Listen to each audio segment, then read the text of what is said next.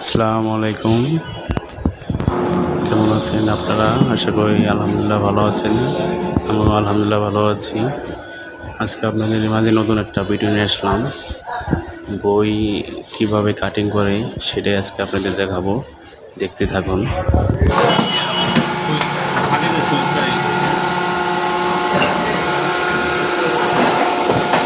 বই, যেকোনো বই বা কাগজ, বুক সব জিনিসে এই মেশিনটা কাটিং করা হয়।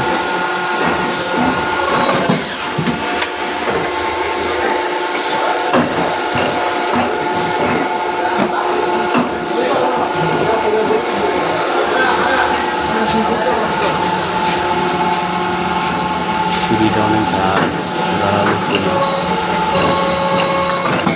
এটার ভিতরে যা দিবেন তাই ফিনিশ হয়ে